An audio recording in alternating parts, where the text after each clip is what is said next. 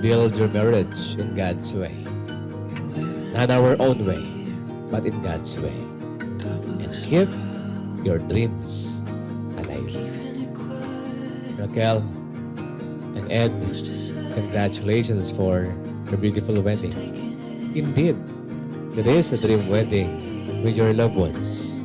And we pray, after today, you would also desire beautiful marriage as well.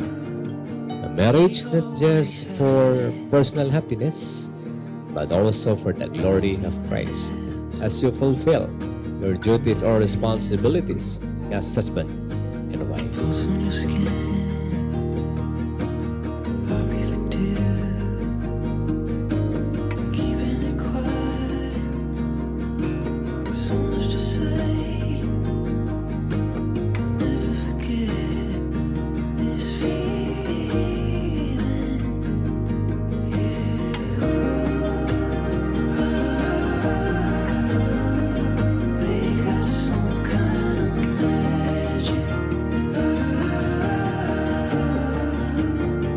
Humi naman ang aking katawan, pero sintibay ng asero ang aking isipan.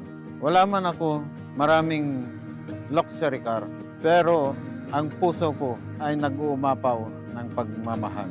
Wala man akong ekta-ektaryang lupain, pero ang isipan ko ay sinlawak ng aking paningin.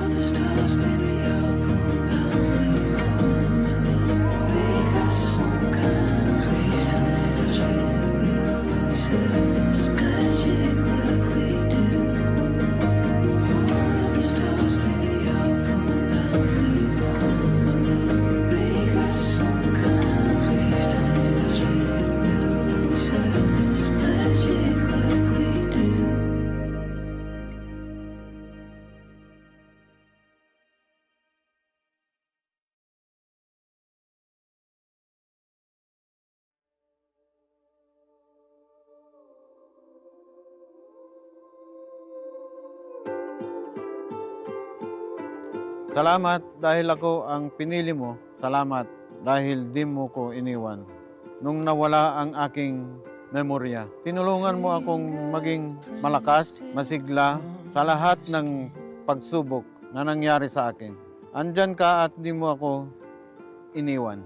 Pinili mo pa rin akong makasama habang buhay. Iggy, pasaway.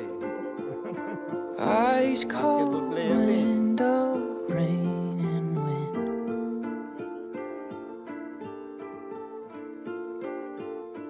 Eyes closed, wet clothes, let it in.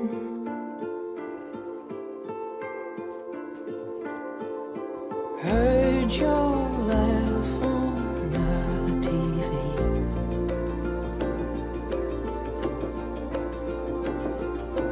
Pass your car on every street.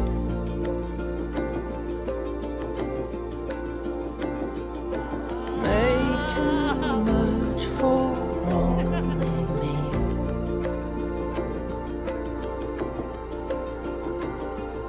Trace your face from memory.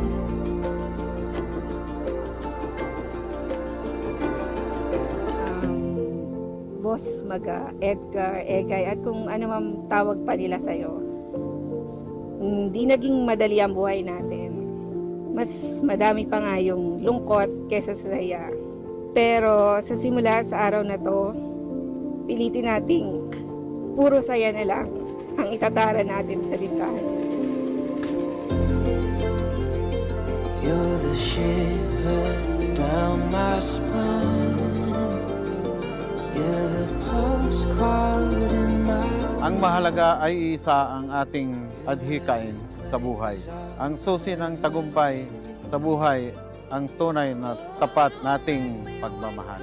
Mahal na mahal kita.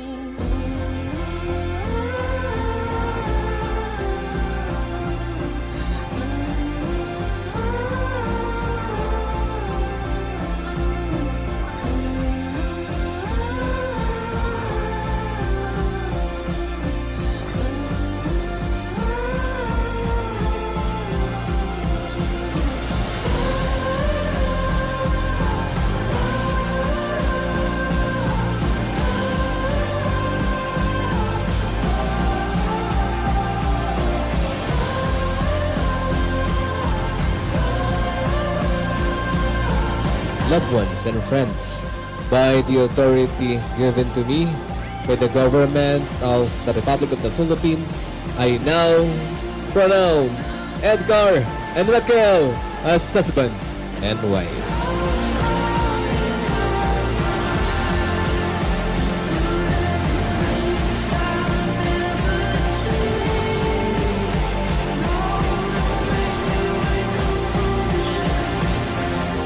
I vow to be your silent refuge kapag sobrang ingay na ng mundong nakapaligid sa atin.